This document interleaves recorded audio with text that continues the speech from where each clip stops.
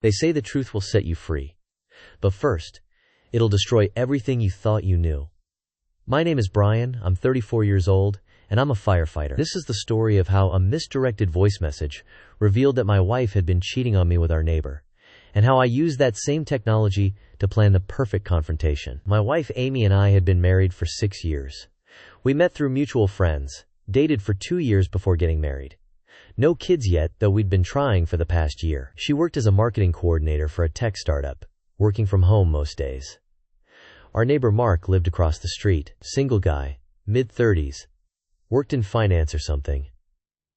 One of those guys who's always perfectly groomed, drives a BMW, wears expensive watches. Amy and I would wave to him occasionally, chat if we ran into him at the mailbox. Friendly neighbor stuff. Nothing that ever made me suspicious. I opened it, expecting maybe she was letting me know she'd be out in the morning, or asking me to pick something up on my way home. Normal stuff. What I heard instead made my blood run cold. "Hey baby," Amy's voice purred. Not the way she talked to me. Softer. More intimate. "I can't stop thinking about this afternoon. You were incredible. Brian's working overnight, so I'm all alone in this big house. Wish you were here right now." I sat frozen, phone pressed to my ear, unable to process what I was hearing. She continued. "I know we said we'd be more careful, but honestly, I'm getting tired of being careful. I'm getting tired of pretending. He's so oblivious, Brian. So boring. Comes home from his shifts and just wants to watch TV and fall asleep. You make me feel alive. You make me feel wanted." There was a pause, then a soft laugh. "God, I can't believe I'm saying this, but I'm starting to wish I'd married you instead. Think about that. We could just be together. No more sneaking around. No more lying." Another pause. "Anyway, I should go. But come over tomorrow while he's still at the station. I'll make it worth your while. Love you, baby." The message ended.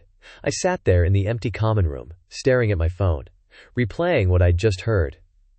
Amy, my wife, talking about me like I was some boring obstacle in her way. Talking about being with someone else. Someone she loved. I checked the message details. All sent at 11:47 p.m. Just 13 minutes ago. She'd meant to send this to her lover, and somehow she'd sent it to me instead. I saved the voice message, downloaded it to make sure I had a permanent copy. Then I started putting the pieces together. Tomorrow, while he's still at the stations. I wouldn't be home until 6 p.m. tomorrow, so she was planning to have this guy over during the day. While I was still on shift, I thought about the past few months. Had there been signs? Times when Amy seemed distant? Secretive? Actually, yes. She'd been on her phone more than usual, would get texts and smile at them, then quickly put her phone away if I walked into the room. Had started dressing up more, wearing makeup even when she was just working from home. I'd noticed but hadn't thought much of it. Figured she was just making an effort, feeling good about herself. Never imagined she was dressing up for another man. I spent the rest of my shift in a daze. Went through the motions. Responded to one more call around 3 a.m., but my mind was elsewhere, replaying that voice message over and over. By the time my shift ended at 6 p.m. Friday, I had a plan. I drove home like normal. Amy was in the kitchen making dinner when I walked in. "Hey, honey," she called out, all smiles. "How was your shift?" "Fine," I said, watching her carefully, looking for any sign of guilt, any indication that she realized what she'd done. But there was nothing. She was acting completely normal, talking about her day, asking about mine, chatting about weekend plans. Either she was an incredible actress, or she genuinely didn't realize she'd sent that voice message to me instead of her lover. I played along, ate dinner, watched TV with her, went to bed. The whole time, my mind was racing. Planning. The next morning, Saturday, I told Amy I was going to the gym. Instead, I parked down the street and walked back, positioning myself where I could see our house. I took photos, time-stamped, documented everything, and I went to an actual gym for a couple hours, trying to work off the rage I was feeling. When I came home around 1 p.m., Mark's car was gone. Amy was on the couch, looking relaxed and happy. "Good workout?" she asked. "Yeah," I said. "Really good." At night, after Amy went to bed, I sat in our home office and planned my next move. I could confront her now.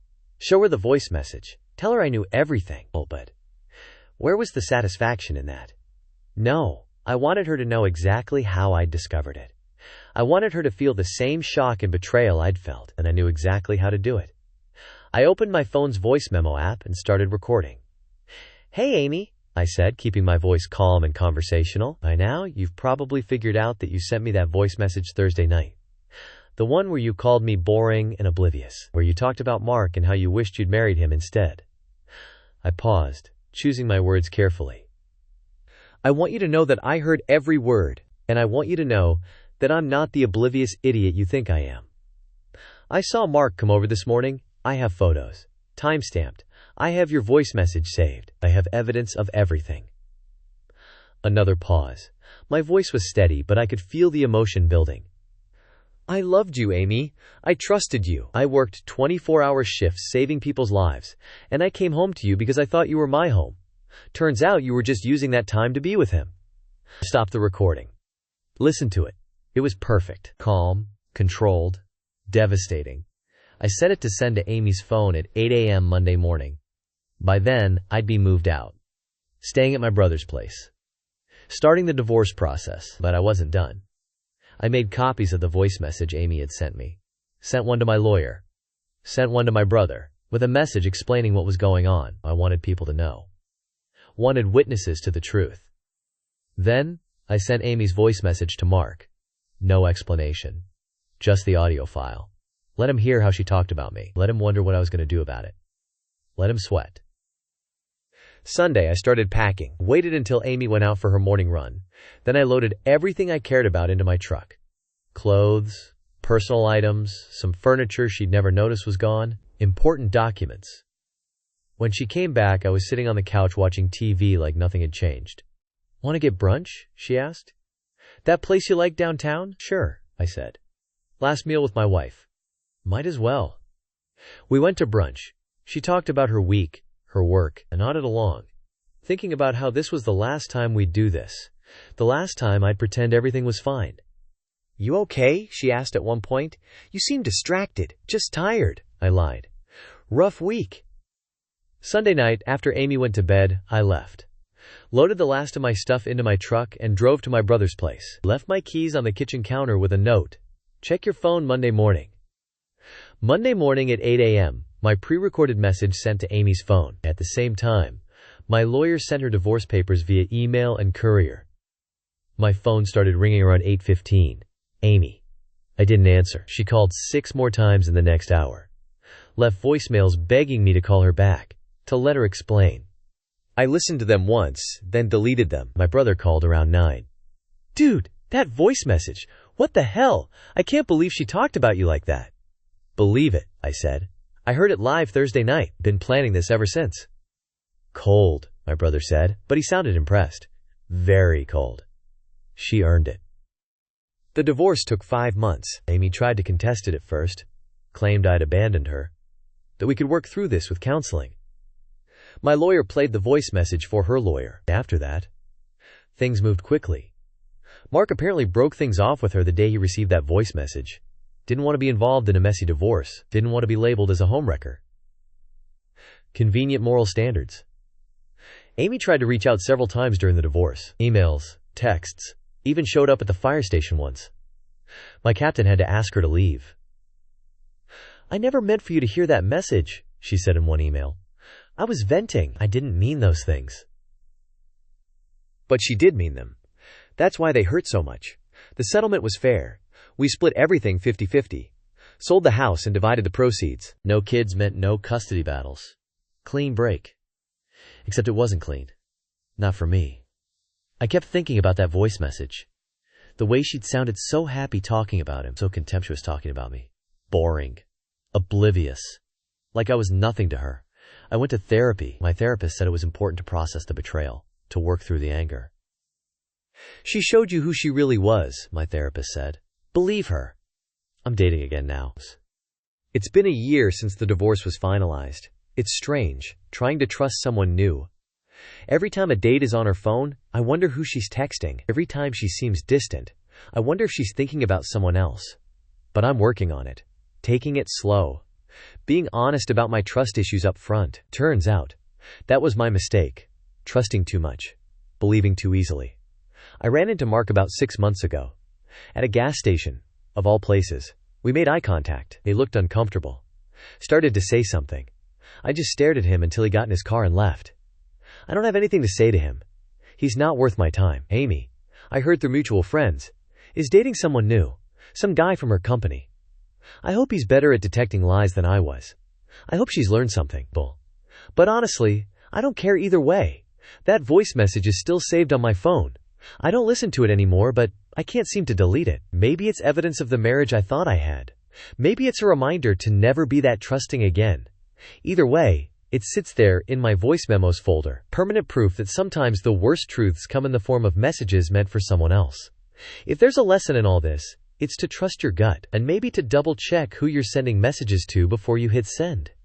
Because one misplaced voice message can destroy a marriage, or in my case, reveal that the marriage was already destroyed. I just didn't know it yet. The guys at my new station don't know about Amy, don't know about the voice message or the affair. To them, I'm just Brian, the firefighter who works hard and doesn't talk much about his personal life. And that's fine by me. Some stories are better left untold. Some wounds are best healed in private, but every now and then, when I'm on an overnight shift and it's quiet, I think about that Thursday night, about pressing play on what I thought would be a routine message from my wife, about hearing her voice purring for another man, calling me boring, planning their next encounter while I was at work saving lives. And I think about how one 30-second voice message changed everything. Ended a marriage, revealed a truth I hadn't wanted to see. Technology giveth, and technology taketh away. In my case, it took away a marriage built on lies, and gave me the truth, however painful it was to hear. These days, I'm more careful about what I say in voice messages. More aware of who I'm sending them to, more conscious of how technology can expose secrets we'd rather keep hidden. And every time I see someone on their phone, typing a message or recording audio, I wonder what truths they're revealing, what lies they're telling, what secrets are just one misplaced message away from being exposed.